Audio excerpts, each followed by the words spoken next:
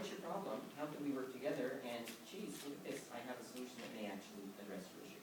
So the integrated knowledge translation is, and part of this goes back to Jonathan Lomas, who is a Canadian and was head of the Canadian Health Services Research Foundation, and was involved in the conceptualization of the Clarks that the MERS funded several years ago, and is in Australia now developing partnership centers there, which are kind of Clark-ish, Clark-like. And so it was the notion of how can we actually get researchers and knowledge users working together in a collaborative way so that the research is going to be relevant and timely and address their needs. So thinking about end of grant knowledge translation, so I think we've covered that. What's integrated KT? It's really a different way of doing research. Collaborative, participatory, action-oriented, community-based, co-production of knowledge, UK term to knowledge production, all more or less synonymous of this concept. So engaging knowledge users and in the research process, we use the term knowledge users. We started calling them end users, and people objected to that, saying, well, they weren't necessarily at the end. We still have people who don't like users because of the connotations with drugs and substance use. And then we needed something to distinguish them from researchers, and so that's why we've gone with knowledge users. And so who are they? Well, essentially they're anybody in the health and, well, in society for that matter, doesn't have to be in the health system. And in some cases they can be communities, community-based research. The knowledge user is the community. You can stretch the concept to, it could be researchers in a different discipline that you're working with, right? So it doesn't necessarily, because they are, and we have programs at CIHR where we take mathematicians and engineers, and they're required to link up with clinicians so that the work that they're doing is actually clinically relevant. So what would define an integrated knowledge translation project? So the first is that the knowledge users and researchers work together to shape the question. So it's not a more traditional discovery-based approach where I come up with my idea, I want to work with you because you're a clinician or a manager or whatever, and I come with my grant written and say, wouldn't you like to support this? And maybe I need to actually get access to resources that we have or patients that we have. And don't worry about the letter of support, I'll write that, you just put it on your letterhead. This is about, we actually sit down at the beginning to work out, can we work together? Do we want to do this together? How is this going to work? Interpreting the study findings and crafting the message. And so we're actually in the process of evaluating some of the programs I'm going to tell you about. And we've done a couple of studies where we've interviewed the knowledge user and researcher partners on teams. And so at the moment it's still anecdotal, but we actually have data. So the importance of the interpreting the findings. I've actually seen this happen a number of times, and you'd be surprised. So one of them was a bandaging trial, and so it was a randomized controlled trial. There were hypotheses that were being tested. The analysis provided the answers, tested the hypothesis, and it was being presented back to the research team, which were largely clinicians. It was done in an integrated KT fashion.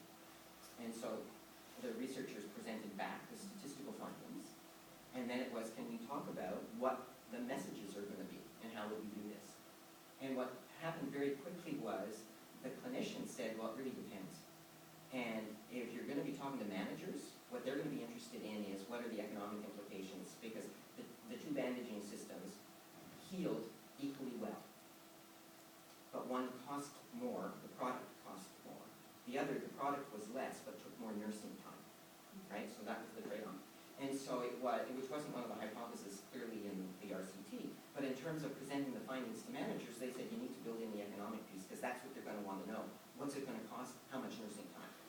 And then they said, but if it's frontline nurses, they're going to want to know, well, it's great that either bandaging works.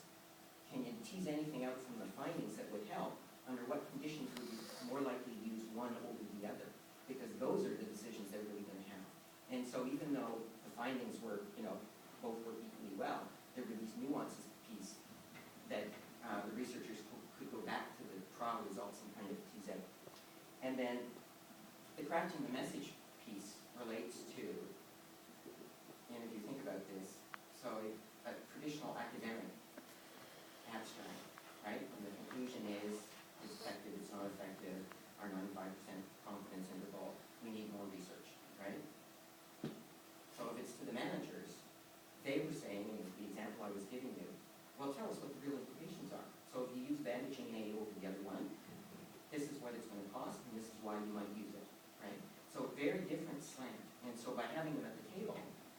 actually try to influence managers and clinicians, and you have managers and clinicians at the table, they can help you with wording things that other managers and clinicians will better understand. And then ultimately, because the knowledge users have been part of the process and identified what the issue is, they're going to be more likely to apply those findings.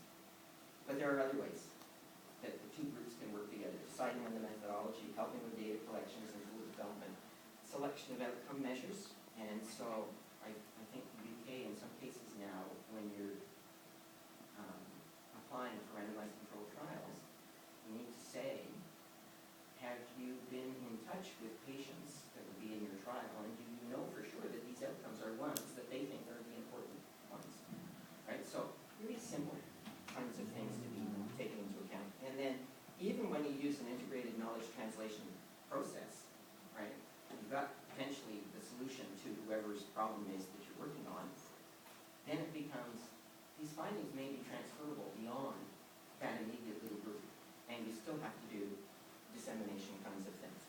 So who counts? I think let's skip over that. You can make the slides available if anybody wants them.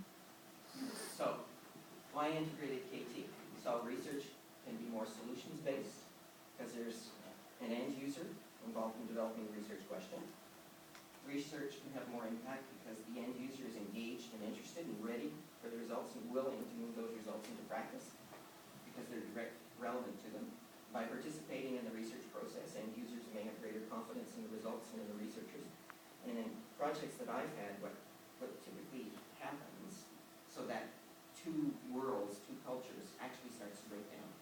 And in the process of working 2 or 3 years, the knowledge users actually get a very good appreciation of the nuances of research and why it's important to be rigorous and why you don't want, quick and dirty. You want quick and at least good. And why it sometimes does take a lot longer than they are willing to do. The other thing from our surveys that we've done, we thought that the knowledge users would say that they actually learned more in these collaborative partnerships